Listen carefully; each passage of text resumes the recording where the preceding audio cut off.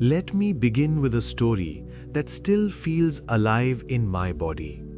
Years ago, during a late-night Shivratri vigil, I was sitting in a small temple courtyard.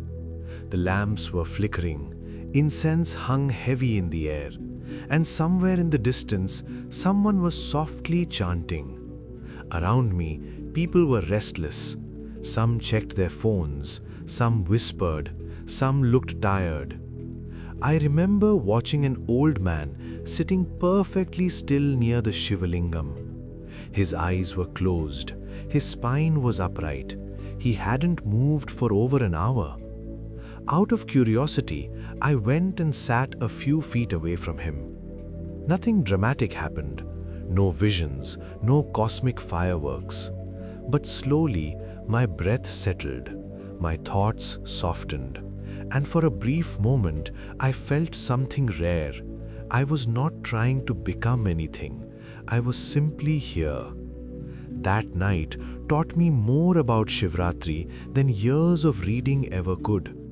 Because Shivratri is not only a festival, it is an inner event. But before we go deeper into the psychology and energetics, let's honor the mythology, because myths are not childish stories. They are symbolic maps of human consciousness. One of the most famous stories associated with Shivratri is the divine union of Lord Shiva and Mother Parvati. On this night, it is believed that Shiva finally accepted Parvati as his consort after her intense tapasya. Mother Parvati represents human effort, devotion, and longing for truth. Lord Shiva represents pure awareness, detached and still. Their union symbolizes the merging of individual consciousness with universal consciousness. Psychologically, this is powerful. Parvati is your seeking mind. Shiva is your silent awareness. Shivratri marks the moment when seeking dissolves into being. Another belief says that on this night, Lord Shiva performed the cosmic Tandava, the dance of destruction and renewal. This is not about physical dance. It represents the continuous cycle of collapse and renewal happening inside you every moment. Old identities die, new perspectives are born, thoughts arise, thoughts disappear, emotions come and go. Shiva dances within your nervous system. Then there is the story of Samudra Manthan, the churning of the cosmic ocean.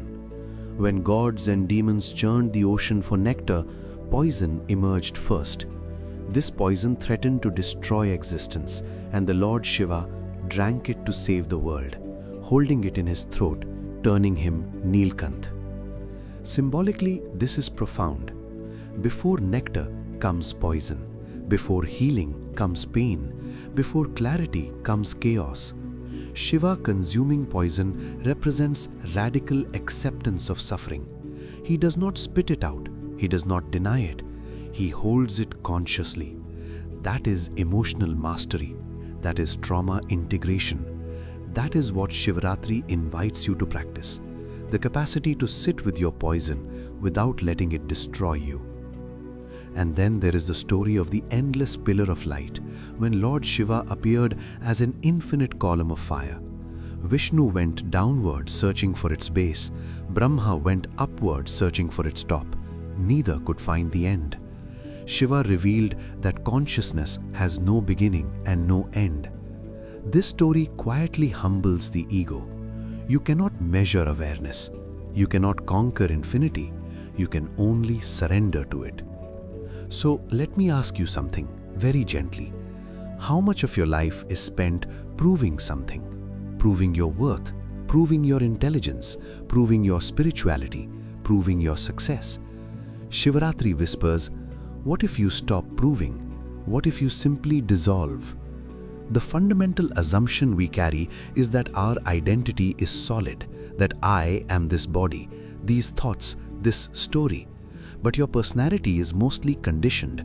Your reactions are learned. Your fears are stored as survival memories.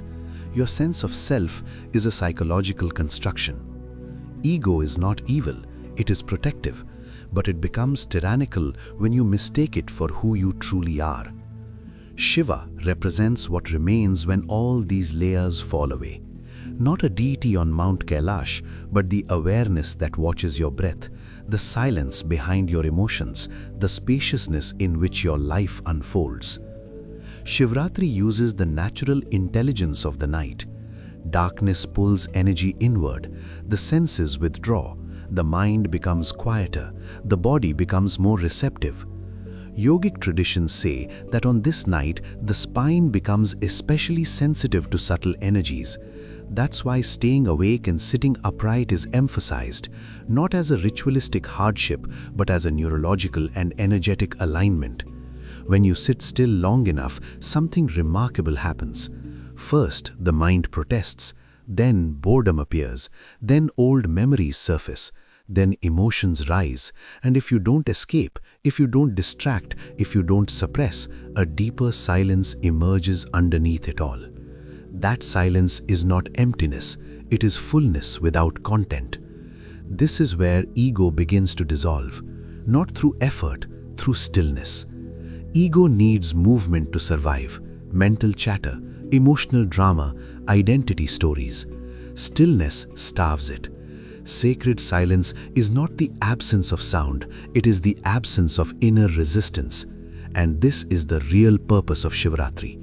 It is a reset for your nervous system, a pause button for your compulsive becoming, a night where you are invited to stop fixing yourself.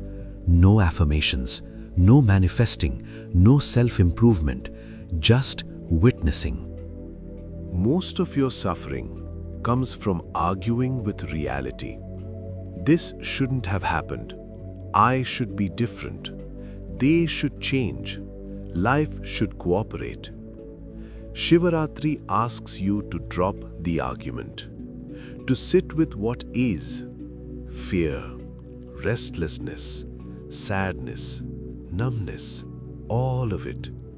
Not to analyze, not to spiritualize, just to allow.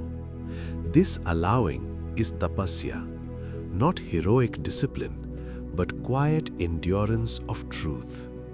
When you stop running from discomfort, it transforms. When you stop chasing pleasure, peace appears. This is Shiva's medicine. But let's be honest, this path is not always gentle. Stillness brings up unresolved trauma. Silence exposes buried grief. Awareness reveals parts of you you've avoided for years. Some people feel anxiety. Some feel emotional flooding. Some feel empty. This is not failure.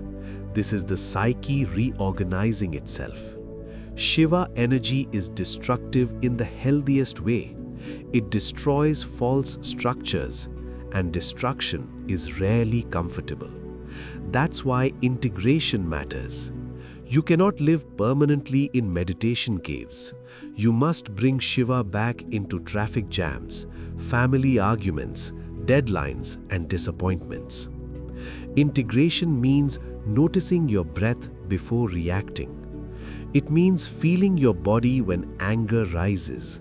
It means recognizing ego tightening your chest. It means choosing presence over performance.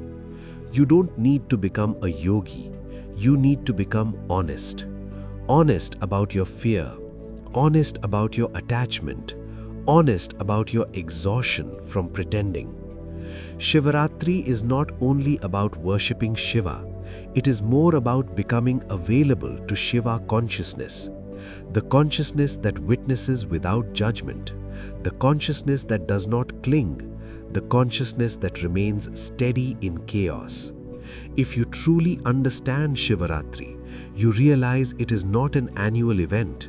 It is a doorway. You can enter any moment you choose awareness over habit, any moment you choose silence over noise, any moment you stop feeding the ego. Sit, breathe, listen. Let the night inside you grow quiet, because in that quiet, something ancient wakes up, and it doesn't ask for belief. If this reflection stirred something in you, share your thoughts in the comments. Sometimes your silence inspires others, and sometimes your words do.